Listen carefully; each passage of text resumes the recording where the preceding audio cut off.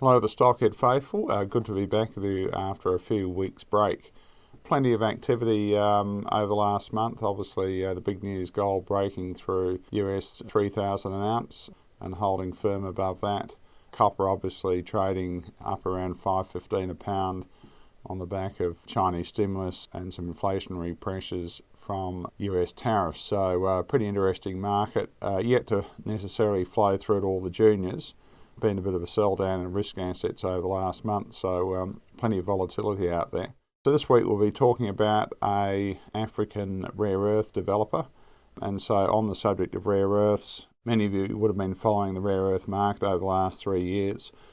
Pretty heavy sell down in the key rare earth elements, neodymium and praseodymium, which have fallen from over $100 a kilo to trading between around about $45 to $60 a kilo in the last few months. Macquarie, however, have been a little bit more bullish. They see NdPr prices travelling up around about US $80 a kilo.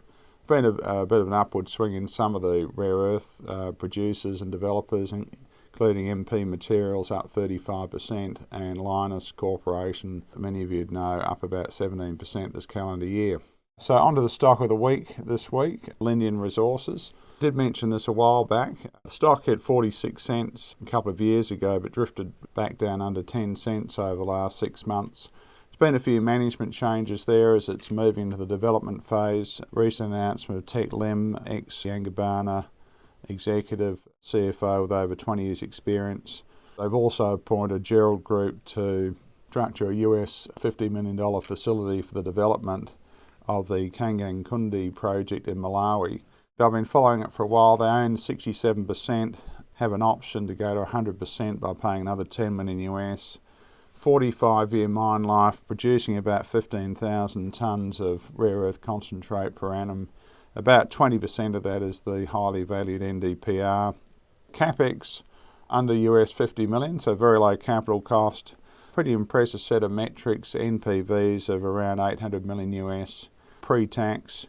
FID looks like it's going to be late this quarter, early next quarter. They're aiming to bring this project online in late 26.